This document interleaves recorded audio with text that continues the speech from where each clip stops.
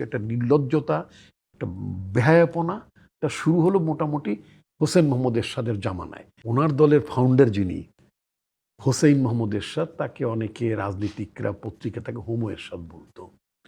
তো হোসেইন মোহাম্মদ এরশাদ সাহেব অত্যন্ত গর্বের সাথে, মানে ওনার অসংখ্য বান্ধবী ছিল, ওই যে মানে ক্ষমতাধর ব্যক্তিদের বান্ধবী থাকার যে ব্যাপারটা প্রকাশ্যে আসলো, সেটা শুরু হলো সামরিক, মানে এরশাদের সময় সামরিক শাসনের সময়, এবং শুরুটা হলো এরশাদ সাহেবকে দিয়ে।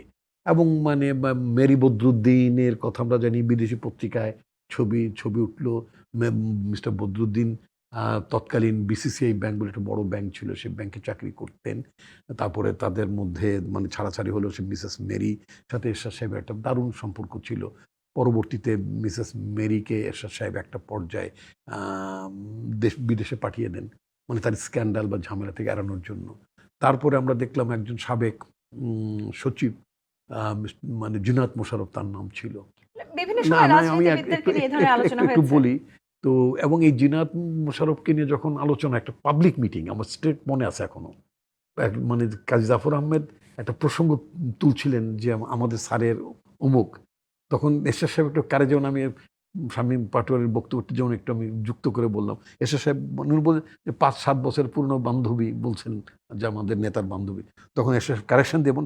আমি বলতাম he had guards and courage as well as, উনি বললেন না 5-7 বছর না, আরো আগে থেকে। কিন্তু এই ধরনের কর্মকাণ্ড কি তাদের দলীয় অবস্থান, মানে দলীয় অবস্থানের সাথে এই কর্মকাণ্ডের কোনো মিল নাই? এই জিনিসগুলো তখন থেকে বলা যেতে পারে একটা নির্লজ্জতা, মানে আমি যদি বলতে চাই একটা নির্লজ্জতা, একটা বেহায়াপনা, এটা শুরু হলো মোটামুটি হোসেন মোহাম্মদ এরশাদের জামানায়। বাংলা কিউআর যেখানে নগদ পেমেন্ট সেখানে। সারা দেশে 10 লাখেরও বেশি মার্চেন্টে নগদে পেমেন্ট করুন খুব সহজে। এবং এরপরে বেনজিররা মনে করলো যে এটা ইট ক্যান বি ডান, সচিবালয়ের পাওয়ারফুলরা মনে করলো ইট ক্যান বি ডান। আর আমাদের যে সমস্ত যাদেরকে শুধু তো একতরফা হয় না, দুদিকেই হতে হয়, অপর পক্ষের যারা আছে, মানে নারীদের কথা বলি, যারা এগুলোর মধ্যে জড়িয়ে যান, তারা ওই ক্ষমতার দিকে তারা আকৃষ্ট হন এবং ঝুঁকে পড়েন, হোয়াট এভার। আপনি আজকে যে প্রসঙ্গটি নিয়ে কথা বলেন, এই কথাটা আমি এই বিষয়ে একটা প্রতিকার জন্য আমি বহুবার বলেছি, যখন সংস্কার প্রক্রিয়া চলছে, যখন ব্যারিস্টার ফুয়াদ এবং তাদের দলের নেতৃবৃন্দরা যখন সংস্কার কমিশন আলোচনা করছিলেন, তখন আমি বলছেন যে পার্লামেন্টে, আমাদের বাংলাদেশের পার্লামেন্টে এমপিদের কোনো কোড অফ কন্ডাক্ট আছে বলে আমার জানা নেই, এবং সেটা এক্সিকিউট হয়, চর্চা হয় আমার জানা নেই, দেখি নেই। যেমন আপনার শেখ হাসিনার আমলে একজন এমপি, ওই কি এনামুল হক বা এনাঠেনা কি একটা পরিবহনের নাম, ওই এমপির অডিও বেরোলো, ভিডিও বেরোলো, তার এমপিশিপ গেল না, এটি না সমালোচনা ছিল। পরবর্তীতে উনি আওয়ামী লীগ তাকে হয়তো ওই 24-এর নির্বাচনে তাকে নমিশন দেয়নি, বাট আলোচনাটা ছিল।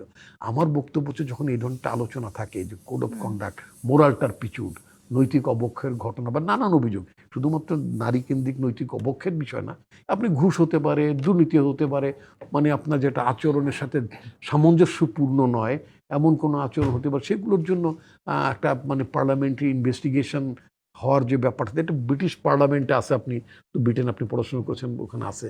কিন্তু আনফর্চুনেটলি বাংলাদেশে আমরা Westminster type of government practice করি, ধরনের অনেক গালগপ্প আমাদের নেতৃবৃন্দদের মধ্য থেকে আমরা শুনি, কিন্তু আসলে এটা নাই।